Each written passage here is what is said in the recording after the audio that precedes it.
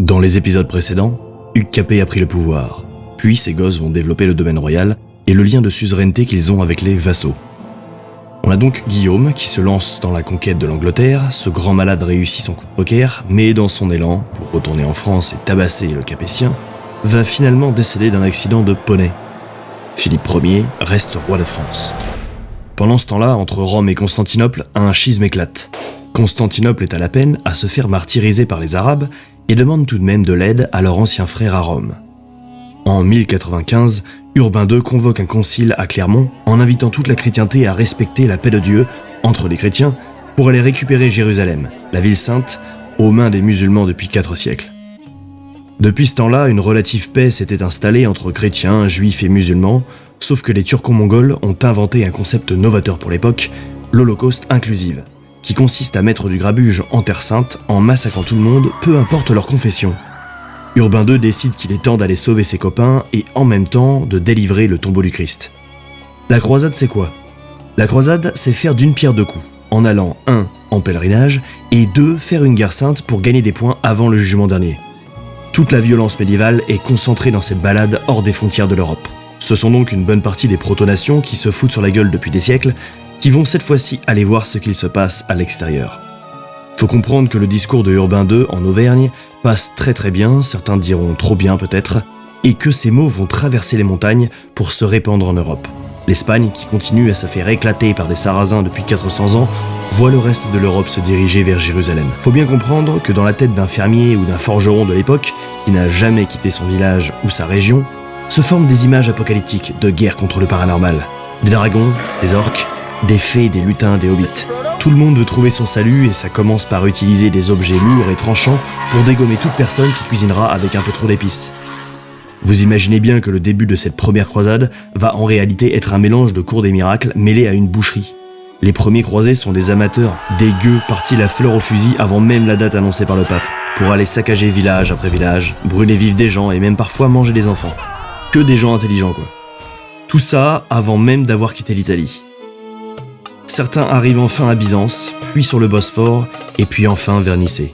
Là-bas, l'ancêtre d'Erdogan n'en croit pas ses yeux. Ça pue la pisse à 100 km de distance et des centaines de clodos fanatisés par les dernières victoires chrétiennes en Espagne marchent vers lui. Résultat des courses, le Turc sort 2 escadrons du hammam pour aller prendre ses gueux par surprise et finir le travail en moins de temps qu'il n'en faut pour réciter un paternoster. Fin de cette folle épopée qui est le début de la première croisade. Mais c'était juste l'introduction. Maintenant, place aux professionnels. On revient en France. Philippe Ier, le Capétien, est bigame et a donc été excommunié par le pape. Pas question pour lui de participer à cette petite sauterie. La chevalerie érige ses codes et son principe de base, l'honneur. Et lorsque les pauvres gueux se sont fait éclater en approchant la Terre Sainte, la chevalerie, essentiellement française, mais pas que, redouble de foi et d'envie d'en découdre avec les hérétiques. Pas question de laisser la mort de leur frère impunie, je vous passe les détails, mais le débit d'eau du Tigre et de l'Euphrate ne sera pas suffisant pour nettoyer le sang qui s'écoulera. En 1099, Jérusalem et les lieux saints sont repris pour créer un royaume chrétien, les États latins d'Orient. Passons maintenant par Louis VI. Louis VI est, comme on dirait aujourd'hui, bien dans sa peau, bien dans son corps. Louis VI est, comme on l'appelait à raison à cette époque, un gros, un obèse, le seul obèse du pays d'ailleurs. Cependant, Louis n'ira pas chercher des excuses du style « j'ai les os larges » ou « c'est les hormones », non. Louis VI est juste obèse et seul responsable des plats en sauce qu'il ingurgite pour prouver à tout le monde qui oserait le défier que tout à chacun peut finir comme cette poularde goulayante, c'est-à-dire dans le gosier de la baleine capétienne. Bref, c'est un peu réducteur mais Louis VI était un bon roi, peut-être même le plus digne de l'ancienne dynastie, celle des Carolingiens et de Charlemagne. Louis VI repère Aliénor dans un de ses fiefs. On la présente au roi, Louis VI va caser la petite avec son fils, Louis VII. Parfaite alliance en perspective, on monte une équipe de 500 chevaliers, avec le prince, le futur Louis VII, et ça va parader devant Aliénor. Le futur Louis VII fait des drifts devant le château, l'amour arrive en Vespa ou en booster à Popaolini. Pendant ce temps-là, le bon roi Louis VI part en pèlerinage à Compostelle, et s'éteindra sur la route, comme tout obèse qu'il est, essoufflé après 5 minutes de marche. De retour à Paris, Aliénor s'installe, la teufeuse d'Aquitaine rencontre l'austérité capétienne inspirée des Francs. On change de registre. En 1147, l'Europe s'emmerde et décide d'organiser une deuxième croisade. Louis VII, dit Louis le Pieux, attend ça depuis des années, fait ses valises et se fait accompagner par son épouse, Aliénor, duchesse d'Aquitaine. La croisade prend son cours, nous sommes en 1148. Raymond de Poitiers, oncle d'Aliénor, les accompagne et est à la peine à Antioche.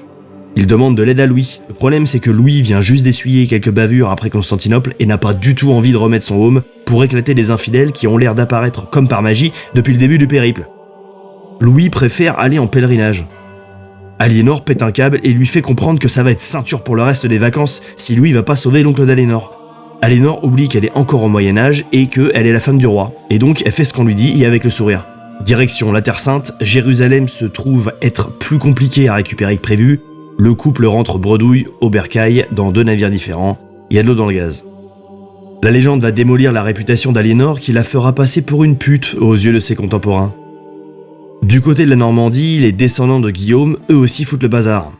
Henri II d'Angleterre vient prêter allégeance à Louis VII, en portant une fleur de genêt à son col, ce qui donnera le nom de la dynastie des Plantagenets. Aliénor, qui fait dormir Louis sur le canapé depuis leur retour de Jérusalem, n'est pas insensible au charme du roast-beef. Bref, le divorce est acté, Aliénor n'a pas produit d'héritier, juste 2 filles. Retour en Aquitaine, ça arrange tout le monde, surtout Aliénor. Résultat des courses, Louis VII n'a rien foutu en croisade, a pas gagné Jérusalem, a perdu un sacré paquet de pognon et d'hommes, et enfin, avec son divorce, il perd l'Aquitaine. Pendant ce temps-là, Aliénor décide de contacter Henri II d'Angleterre, le Plantagenet, qu'elle a rencontré lors de l'allégeance d'Henri aux Capétiens.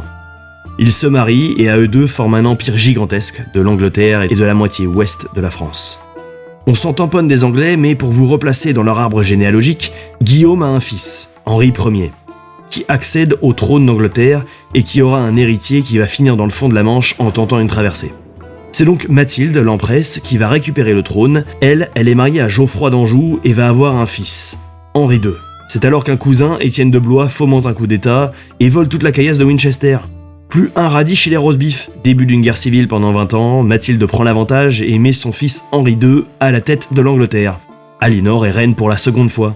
Henri II reste le vassal du roi de France, mais pète un câble et dit à Aliénor de gérer les affaires courantes en Angleterre pendant que Henri va niquer des mers dans le sud-ouest de la France. Aliénor fait monter les arts, la cuisine, l'amour courtois, toutes ces belles choses quoi.